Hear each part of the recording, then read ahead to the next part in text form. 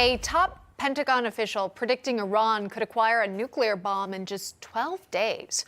Our Jerusalem correspondent Daniel Cohen joining us now live in Tel Aviv, where Israeli military leaders are calling on the Biden administration to act before it's too late. Daniel. Good morning, Emma. Good morning, everyone. Two important things to note about what you just said. Undersecretary of Defense for Policy Colin Powell is the one who estimated that 12 days figure before Congress Tuesday. While the DoD says Iran has grown closer to producing fissile material, it does not believe Iran has mastered the technology to actually build a bomb.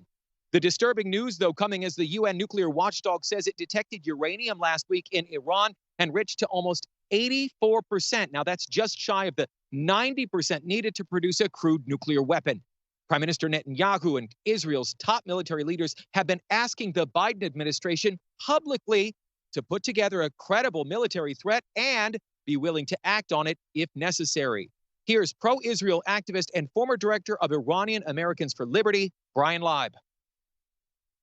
If they're at 85%, they already have X amount of uranium needed to put into some type of a nuclear bomb. They might not have a tactical nuke. That threat of them having that uranium has a lot to do with the world cowering to the regime in Tehran, because they know that they're crazy enough to use the uranium that they have right now to put together some type of a nuclear weapon. On Friday, a top Revolutionary Guard commander appeared on Iranian TV announcing the Islamic Republic has developed a new long-range cruise missile capable of reaching its archenemy, Israel. Iran has expanded its missile program, particularly ballistic missiles, in defiance of opposition from the United States. Prime Minister Netanyahu hasn't said anything about this new 12-day warning from the undersecretary, but he has said publicly, with the backing of his generals, Israel is prepared to strike Iran's nuclear sites militarily with or without the support of the United States. Emma? All right, just fascinating. Daniel Cohen live in Tel Aviv. Daniel, thank you.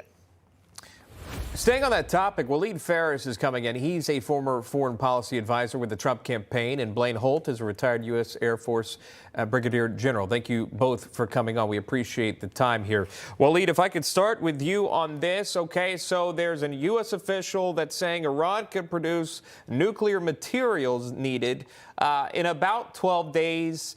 How much credibility do you give this report? And is this a kickoff to a potential talk of an Iran nuclear deal all over again? There are 3 points in this statement. Number one, the term could. And could means that if they want to assemble that weapon and deploy it, that would be the case. Number two, the difference is here. There's a difference between fissile material reaching 90 or beyond that would give them the capability. Number two, the technology to put that bomb together, which the Pentagon said doesn't exist so far.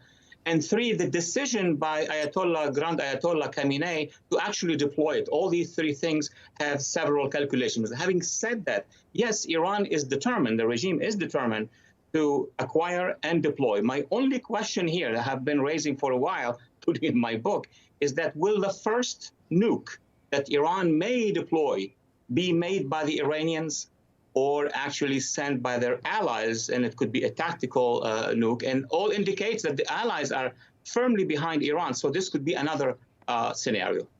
Okay, a lot of fascinating questions you posed there. General, let me ask you about this. The fact that the U.S. is monitoring it, we know top officials are, like we are. We're seeing these headlines come in. Is there something more preventative the Biden administration can do to deter any sort of further action when it comes to Iran acquiring nuclear capabilities?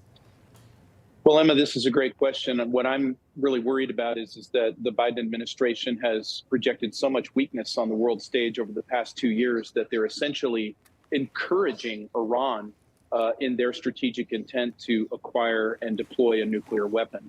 And as early as this time last year, you saw that John Kerry and the administration were interested in still courting Iran through Russia, of all things, to try to get them to some sort of table. But the strategic point remains, and to Walid's point, they have an intent to have a nuclear weapon. This is not like Iraq was. This is not any scenario like that. And furthermore, Israel will do whatever it takes to stop them from doing that, with or without the United States consent.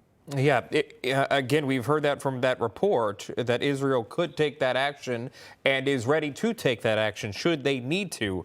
Walid, let me go back to you. If you were advising this administration with this report coming in, what would be your advisement?